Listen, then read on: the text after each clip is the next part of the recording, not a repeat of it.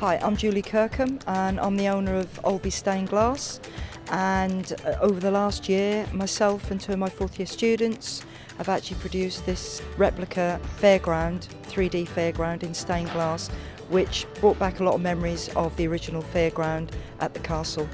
I visited the Makers Festival last year and I was very impressed with Margaret's work, and I thought it was a great idea, mainly because it took knitting out of the context of what people always see it as, i.e. garments, and the fact that she'd actually produced a 3D article in that media got me thinking that possibly we could do something in stained glass. We had been producing 3D objects in stained glass at the studio, but it really started off as an idea. We first started off with the carousel, and then that stretched to the helter-skelter, then the helter-skelter led to the Ferris wheel, and the Ferris wheel then led to the boat, and the boat then led to the dodgems. And with the enthusiasm of the two people who actually helped me put it together, which was Sandra Stevens and Mick Franks, we basically managed to conquer all the sort of technical problems that you would encounter actually building something 3D from technically a 2D piece. The technical side was really developed by Mick Franks and myself. I just used to come up with an idea and we'd say, right, let's see how we can get it to work. One of the things I instill in my students when I teach them is attention to detail. So trying to get the things to move and work was essential to actually take it into another sphere.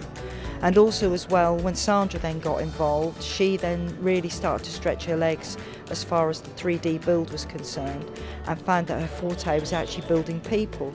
So subsequently she went on and created an army of people that we've got sitting around in the fairground now, and obviously now she's started to stylise them and actually do characters as well.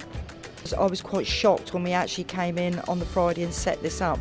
Didn't realise how many pieces that we'd actually created and done, because I only saw them in components, which were the larger pieces. But when everything actually came together and put it together as a fairground, it really did work, and I was absolutely shocked.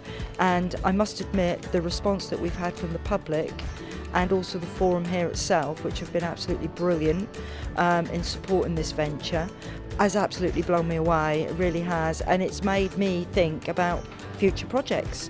And I think now we're getting this forte of being leading in our field for 3D work. I think that's something that the business will actually go more towards.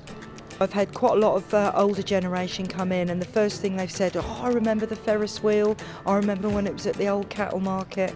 And from my memories and their memories as well, it was an area where families used to congregate. At that time it was the only outdoor entertainment, and everybody made their way to the fair and they had a good time while they were there.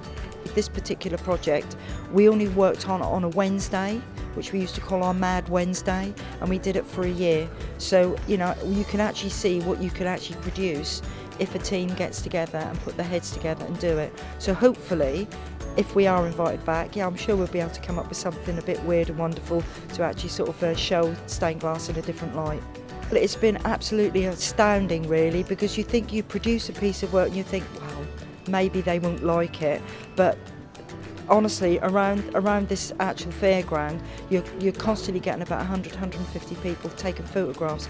I've recently received emails from the public who sent me photographs of my own fairground saying how wonderful it looked and thanked me for putting on a terrific display which took them back down memory lane. And for me, that's the achievement, to actually bring joy to people.